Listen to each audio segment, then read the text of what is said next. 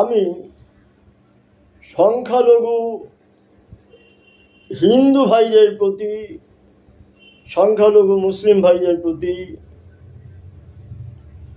এরা সবাই সংখ্যালঘু হিন্দু এবং মুসলিম ভাইদের প্রতি বলছি, আপনারা তো স্বাধীন ভারতের নাগরিক।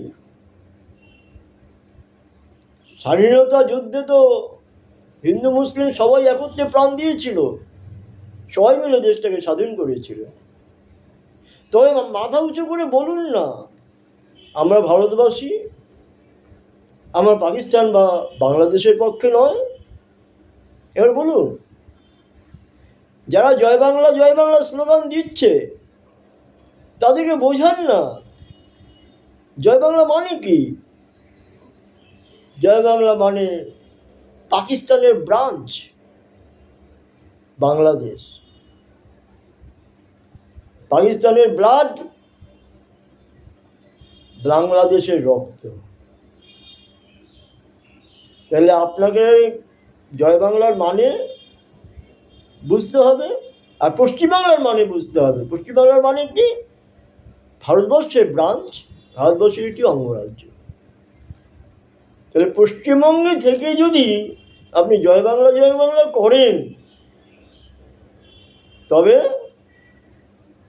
আপনি তো পাকিস্তানি হয়ে গেলেন, তাই নয় কি? আপনি পাকিস্তানের লোক, পাকিস্তানের সাপোর্টার, সেটা তো হতে দেওয়া যায় না। তাই আপনি বোঝান না আপনার বন্ধু বান্ধব, যারা আত্মীয় স্বজন আছে। আর যে মাস্টার মাইন্ড নেতারা হিন্দু মুসলিম কিছু ভাই জয় বাংলা বলছে, তারা জানে কি পশ্চিমবাংলা বাংলাদেশের সঙ্গে অ্যাটাচ হয়ে গেলে, পশ্চিমবাংলাটা যদি বাংলাদেশ হয়ে যায়, তবে সব পাকিস্তানের মুসলিমরা এসে পশ্চিমবাংলায় আশ্রয় নেবে। তখন